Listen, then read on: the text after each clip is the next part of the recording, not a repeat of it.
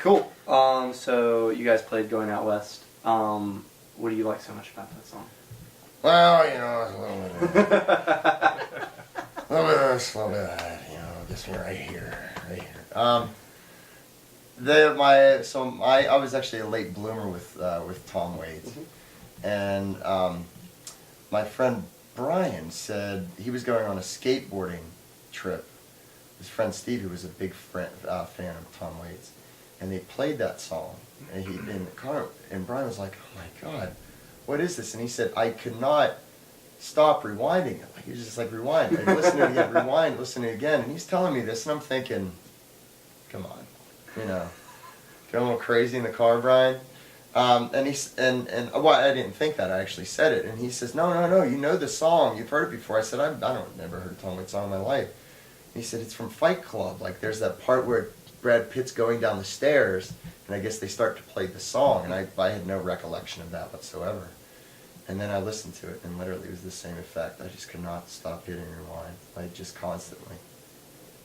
And his writing, like in the song, is so, he says so many things throughout all his songs. Not that just this one, but he says these really not oddball things, like the line about because I'm going out west where the wind blows tall because Tony Franciosa used to date my mom. Do you know who Tony Franciosa is? No. He's like some actor. He wasn't like an A actor. Maybe he's a B actor, maybe he's a C actor. I'm not really sure.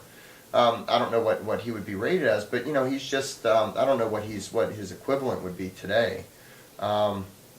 Maybe not Will Patton.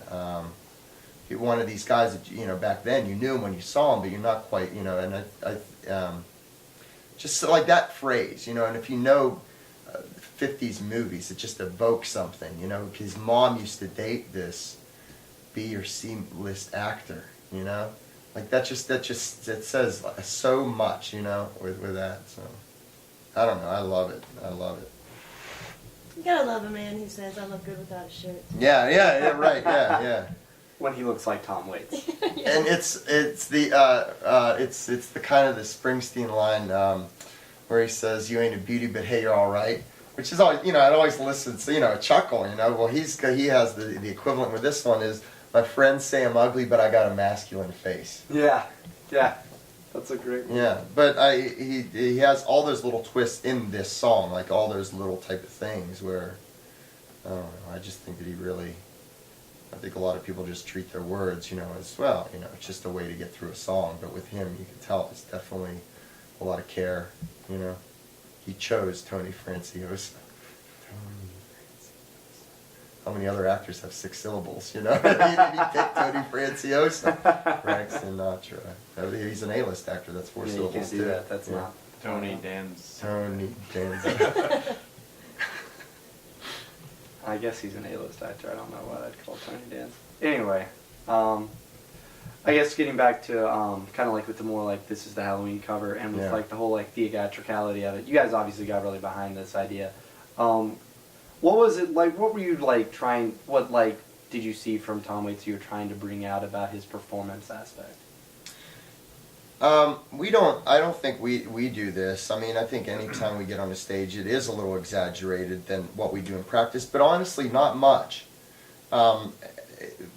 When Dave Parent, the drummer for the Dry Heathens, he played with us one time, and it was after we had a really long break, and we were just like, it was in a practice, and Dave was like, can you guys calm down? This is just a practice. But no, we were like so ready and willing to go. And so I think when you get on a stage and there's a crowd there, it's really amped up. Right. But Tom Waits, he's a performer. I mean, he is an entertainer. You could tell this guy's been doing it for a while, and he's animated and he's playing to the back row, too. I mean, those people need to enjoy it just as much as the people in the front row. And he's a great performer. I mean, total commitment, total commitment. It's like vaudeville, just great. Punk rock too, really. With like the top here of like dressing up like somebody else and going after it, kind of gets like to the whole point of Halloween of like putting on a mask and getting behind a persona. Did you find that appealing, or what did you feel about it? You? I wish we wore this more often than we played. Do you really? Yeah, I don't know why. I think From Tiernanog, after Tiernanog, yeah. We went to a friend's wedding and then hightailed it to Raleigh to play a show. And everyone was like, "What are you guys all dressed up for?" And we just come from a wedding, but it was odd playing in a dress. It's very strange. But I think you all look very dapper. Played that way. the coat didn't last like more than the song. And it's probably have a t-shirt eventually. That's an interesting question. I mean, like from now, just from now, it is, like, well, if we're gonna do this, you should do it. You should go all out, and it is really fun to act like somebody else.